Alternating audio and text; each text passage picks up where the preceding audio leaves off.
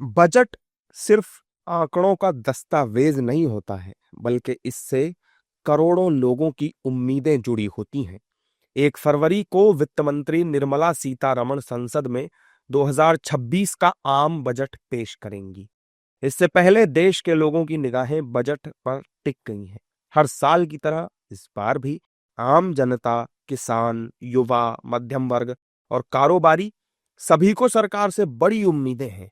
महंगाई, बेरोजगारी और बढ़ती रोजमर्रा की जरूरतों के बीच ये बजट देश की दिशा तय करने वाला माना जा रहा है। इस बजट को लेकर आम जनता का कहना है कि सरकार को महंगाई कम करनी चाहिए और युवाओं को रोजगार देना चाहिए। सिलेंडर सस्ता होना चाहिए, सोना चांदी सस्ता होना चाहिए।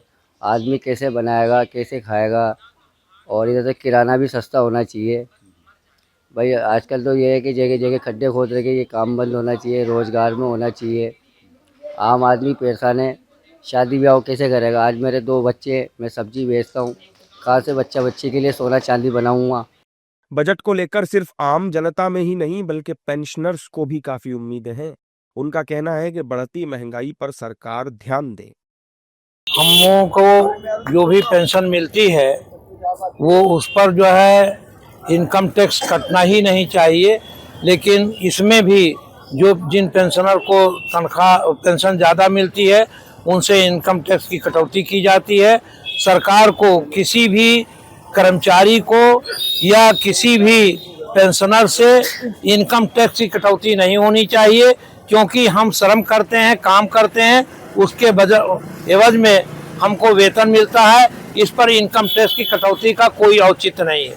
लेकिन सरकार पेंशन जो निर्वाह भत्ता हम लोगों को मिलता है पेंशन का, उसमें भी जो है कटौती की जाती है, जो दुर्भाग्यपूर्ण है, नहीं होना चाहिए। सरकार को चाहिए कि नए बजट में इनकम टैक्स से कर्मचारियों को, पेंशनर्स को अलग किया जाए, उनसे इनकम टैक्स की कोई कटौती ना की जाए। रेलवे कर्मचारियों को सबसे पहले तो 65 साल की उम्र से ज़्यादा होने के बाद एक 5% इंक्रीमेंट मिलना चाहिए। उसके बाद में जो कम्यूटेशन राशि जो 15 साल में कटती है वो कम से कम 12 साल में होना चाहिए, क्योंकि ब्याज दर बहुत कम हो गई है। और जो मेडिकल अलाउंस 1,000 रुपये मिलता है वो कम से कम 3,000 होना चाहिए। आजकल की महंगाई के देखते हुए डॉक्टरों की फीस वगैरह, दवाइयाँ सब कुछ महंगी है।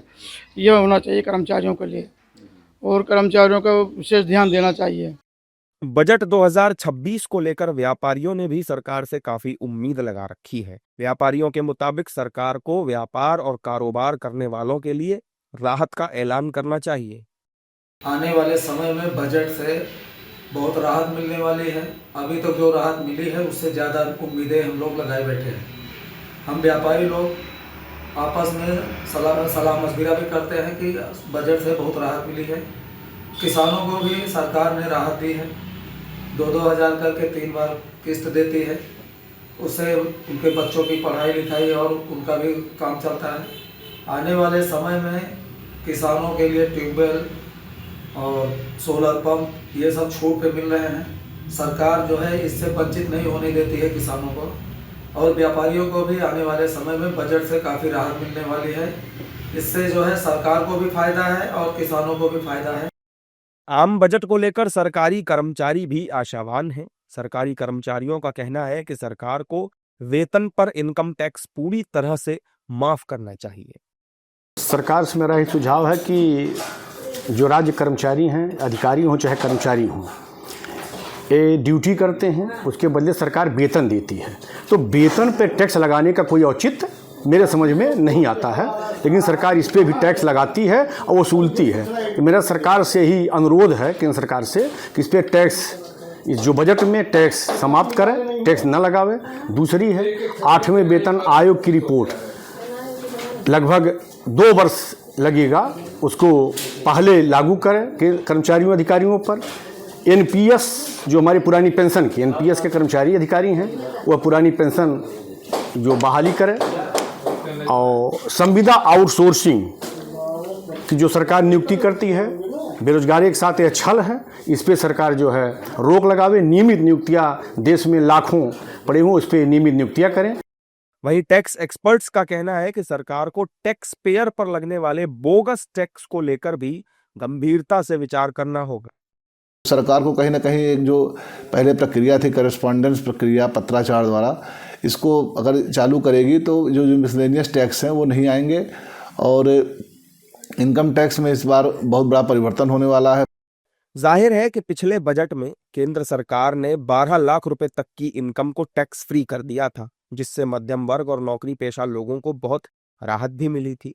इस बार भी ये वर्ग सरकार से और छूट की उम्मीद कर रहा है। अब देखने वाली बात होगी कि सरकार इन उम्मीदों पर कितना खरी उतरती है।